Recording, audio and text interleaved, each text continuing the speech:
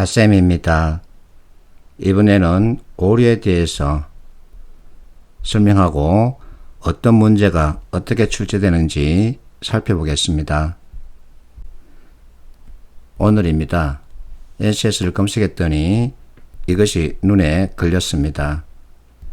펼쳐봤더니 오류 관련 문제이더군요. 자, 아래 상황에서 찾아볼 수 없는 오류 유형을 이 보기에서 찾으라는 질문이었습니다. 자, 나는 학생들에게 이렇게 말합니다. 명제 아주 중요합니다. 그러나 명제는 시험 문제 풀이 1회 학습에 그치게 되죠. 그러나 오류는 여러분들과 평생 같이 할 겁니다. 경제 현상을 분석하는 데는 오류가 필수죠. 그래서 오류에 대해서 좀 깊이 있게 공부하라 이와 같은 잔소리를 하죠.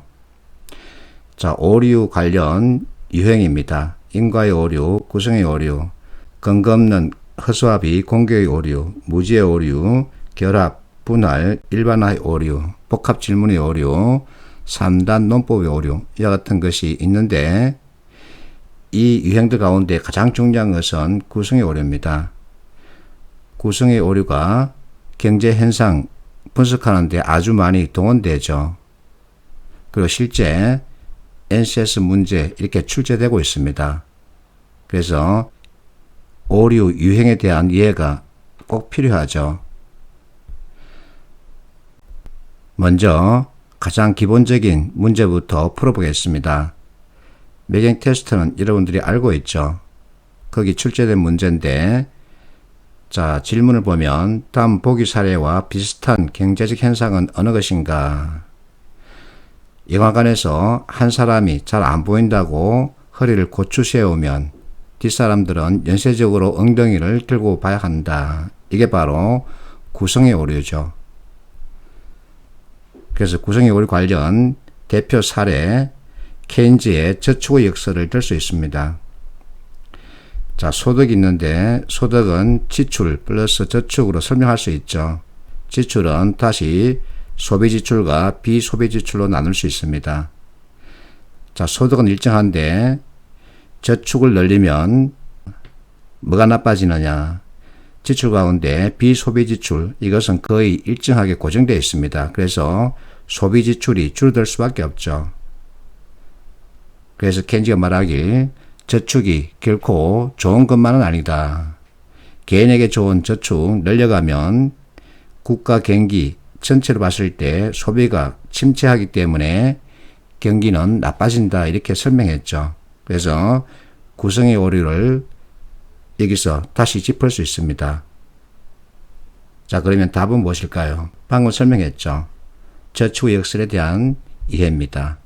이와 같은 케인즈 관련 경제 이론을 지문으로 주고 출제하는 경우가 있죠.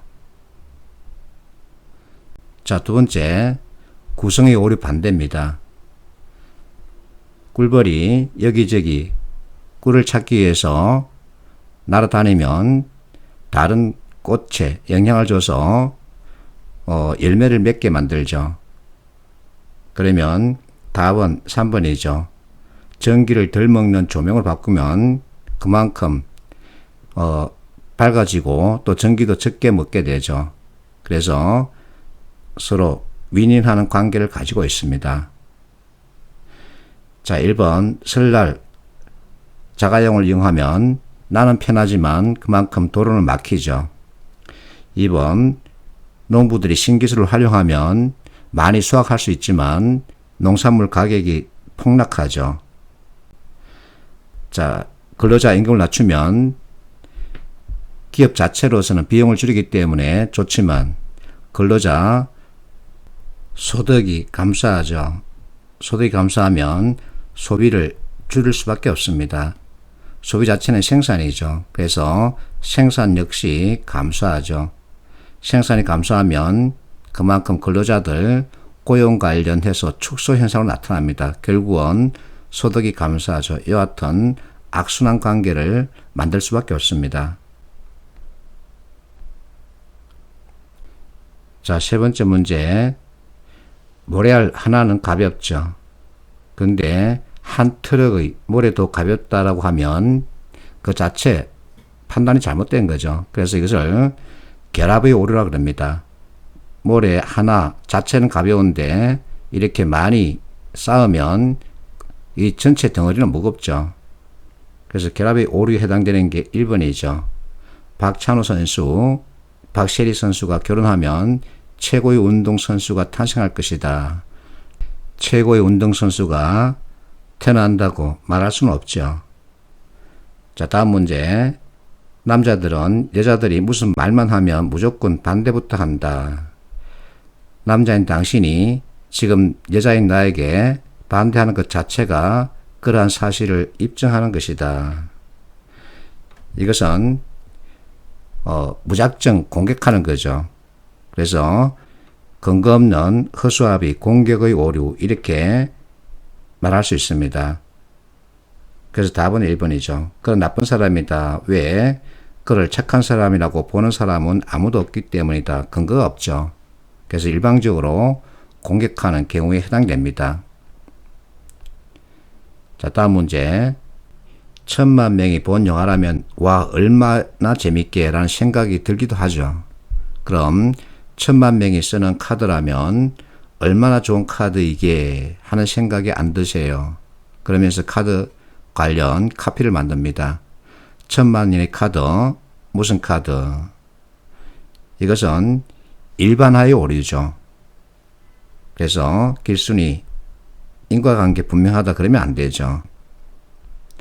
자, 그러면 오늘 인터넷에서 봤던 그 문제, 자, 예를 보겠습니다. 지난 7월 1주부터 3주까지 전년 대비 판매 실적이 좋았답니다. 근데 이것 가지고 작년 7월과 대비할 때 이렇게 당연히 증가했을 것이다 라고 말할 수 있겠느냐? 아니죠. 그러면 이것은 무슨 오류일까요? 결합의 오류죠. 자, 2살부터 4살까지 유아를 가진 부모를 대상으로 조사했더니 이 제품 선호도 1위를 차지했답니다. 그러면 아이를 가진 모든 부모에게 똑같이 조사하면 1위 나올까? 분명하다. 이렇게 단정을 할 수 있을까? 모든이란 표현에서 일반화의 오류 이렇게 판단할 수 있습니다. 세 번째, 어떤 신문에서 장난감 유해 물질 관련 특집 기사를 연재하고 있다. 제품명을 거론하진 않지만 본사 제품으로 오인할 만한 이니셜이 사용되고 있다. 이 신문은 광고 끼어 팔기, 기자 뇌물 사건 등으로 아주 유명한 곳이다. 이 기사도 분명 허위 기사일 것이므로 따로 대응책을 찾을 필요는 없다. 이렇게 말해버리면 자신의 부정적 인식을 근거도 없이 밖으로 내세우는 경우죠. 그래서 근거 없는 허수아비 공격 이렇게 판단할 수 있습니다. 자, 보기, 기억. 자, 여전히라는 표현이 있습니다. 업계 일이다 하고 물었죠. 자, 여전이라는 이 표현 가지고 시제를 나눈다면 과거 그리고 현재도 해당되죠. 그래서 이렇게 물어버리면 과거 일이 아니면 현재 일이 이 둘 중에서 어느 것을 답해야 될지 분명하지 않죠. 그래서 이것은 복합 질문의 오류 이렇게 판단할 수 있습니다. 니언, 최근 미국 서부 지역에서 판매 실적이 좋게 나타났답니다. 자, 작년부터 추진한 이 수출 전략은 성공이라고 할 수 있겠느냐?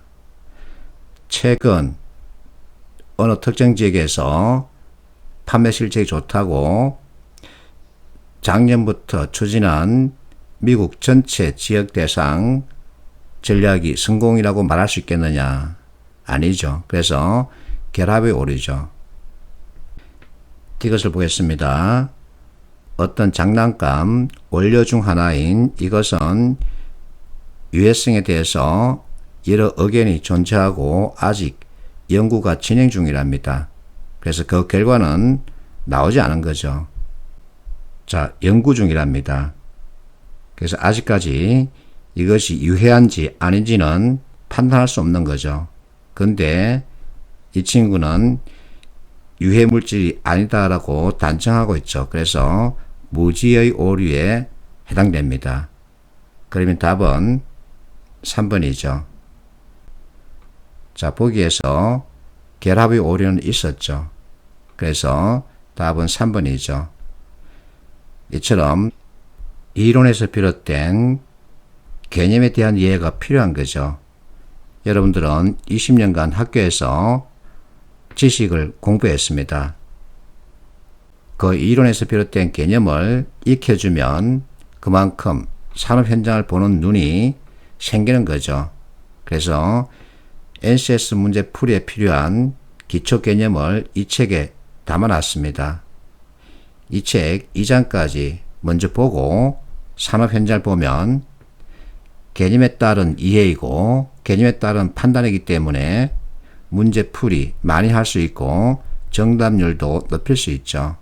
그러면 여러분들이 원하는 면접 열차 타러 갈 수 있습니다. 어쨌든 공부도 경제활동이기 때문에 최소 비용, 최대 효과를 깨야 합니다. 나는 그렇게 생각합니다. 화이팅 하십시오.